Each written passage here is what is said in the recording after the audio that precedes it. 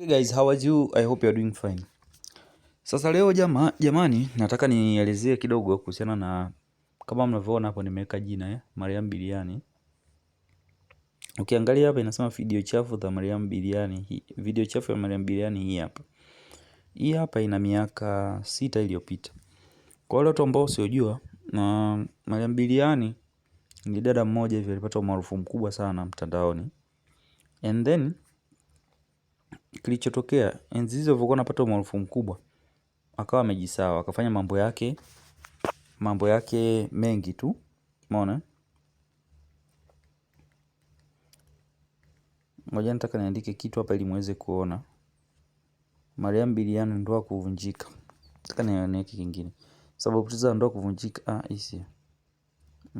Maimartha hapana hisio. Ndoa ya siku moja yavunjika kisa ni nani ya ex. Okay, basi ngoja tuangalie ndoa ya Mariam Biliani.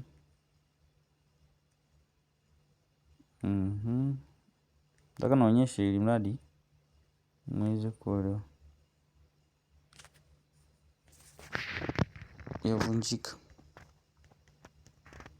Kwa wale ambao usiojua, inabidi tuwawekee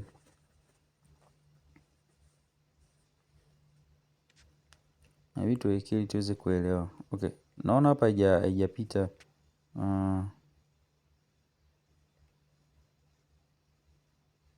Naona hapa haijananiliwa. Kwa hiyo naona hapa haijaonyesha ile ndoa yake, naona zijananiliwa. Lakini kama mnavyojua, huyu dada alikuwa maarufu sana miaka 6 iliyopita. Miaka 6 iliyopita mpaka 5. Na kilichompa maarufu ni kupika biriani. Lakini baadaye mwisho wa siku ilikuja kutokea akapata hii skendo ya video chafu ambazo zilikuwa zimevuja. Kwa hiyo kuna jamaa mmoja akajiingiza kati. Akaingia kwenye kufanya nini? Kumuoa huyu bidada. Baada ya kumuoa, kuna mchizi mmoja alikuwa anafanya kazi Zanzibar, alikuwa sijui engineer kule, kuna hoteli nyingi huwa zinatengenezwa. Akamuoa, akaenda naye mpaka kule. Kufika kule hali ikawa tete. Unaona? Inamaanisha hali ikawa tete nini? Maana yake akaja kuambiwa baadaye kwamba wewe unamuoa huyo binti, huyo bwana ana skendo hii na hii na hii. Yule jamaa akawa ile. Of course yule jamaa alikuwa anajua, sio kwamba alikuwa hajui, lakini alikuwa anajifanya kichwa maji. Akaenda kumuoa binti. Okay, nia yangu mimi ni kusema hivyo ni kwa sababu gani? Angalia kitu kama hiki hapa. Umeona? Sawa? Nahisi umeelewa. Umeona hapo? Nataka nikuonyeshe kitu. She's back in the house. Sawa? Nataka nikuonyeshe ili uweze kuelewa.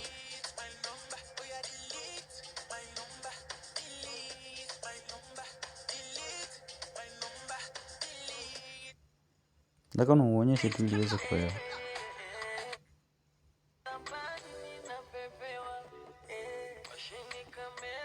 Na mnajua, watu wengi mnajua kabisa kwamba Gigy Money ana skendo gani? Ana skendo hadi ya yule jamaa alikuwa anajiita Chuma. Na ana video zake ambazo ni chafu. Kwa hiyo sasa inabidi watu tuweze kuwaambia vijana wengi ambao hawaelewi kuhusiana na mambo ya ndoa jinsi yalivyo.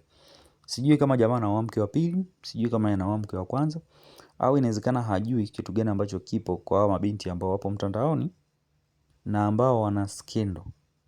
Sio skendo ambazo za kunini, skendo ambazo zipo kabisa, wana picha za utupu ambazo na video ambazo wameact, wameziweka huko mtandaoni.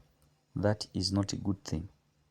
Hiko sio kitu kizuri hata siku moja. Sababu kubwa ni nini? Sababu kubwa ni kwamba ukishaingia kwenye mahusiano na hao watu, jua kabisa background yake lazima itakuja kukutesa tu. You have to know that. Lazima itakuja kukutesa. Ukizaa nayo hao watoto wako, lazima utapata bullying shuleni. Sawa? Sio kupata bully tu shuleni. Hali itakayopelekea wewe kama wewe mwenyewe hautakujisikia vizuri baadaye huko mbeleni. Kingine, kwa mfano umepata deal labda la la kazi, mfano weza contract au kitu kingine chochote. Ukienda kusema tu kwamba wewe umeoa mwanamke kama huyu, umeoa mwanamke kama huyu, mwanamke wa klabu muda wote, anashinda klabu muda wote, mwanamke kama huyu ambaye kazi yake ni kushinda klabu, ndugu yangu, inabidi nikueleweshe tu. Sasa cheki kama hapa, unaona, nikueleweshe tu, yani hapo kazi unayo, inabidi uelewe kazi unayo. Na uzuri hizi video hajazivuta, zipo mpaka saa hizi, unaona. Sasa kama hapa, angalia kwa kitu alichokivaa, unaona hapo, wanakaa kabisa, wanapanda juu, angalia hivyo vitu ambavyo vipo.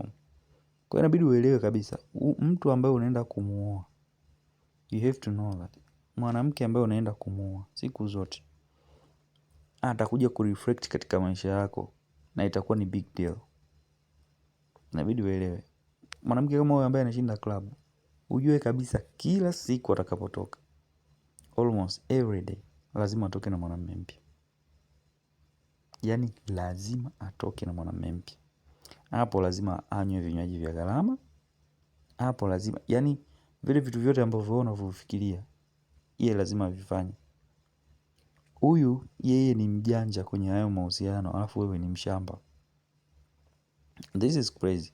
Unaweza ukakataa, unaweza ukapiga makelele yote unayojua wewe, lakini jua kwamba ukiingia kwenye mahusiano, ukiingia kwenye nani na mtu kama huyu, jiandae. Sijasema hivyo kwa ajili ya kumbashi, lakini nakuonyesheni tu kitu ambacho kipo. Nakuonyesheni Mariam Biriani, ndoa yake ilikufa, aliolewa ndani ya wiki moja, si wiki mbili, kafa kwa sababu jamaa alikuja akaambiwa kwamba wewe acha ujinga, huyo unaenda kuoa ni mzigo. This is it. Unaona? This is it. Unatakiwa ujue iko kitu. Huyo unaenda kuoa nini? Ni mzigo. Sasa umeona huyo mtu anashinda nani? Maklabu muda wote. This is her life. And then unatoka huko from wapi sijui. Sijajua anayeoa sijui Mzanzibari sijui nani. Unakuja kuchukua hii kitu. Mzee, kuna wanawake kuoa na kuna wanawake kupita nao. Utakuja kulia na kuzaga meno. Ukija hapa, umeona hapa mambo yalivyobadilika. Huko anapiga picha, amebadilia dini, mwanamke safi wa Kiislamu, mabaya kama yote hivi na hivi. This is a trap mzee. 7.4 million.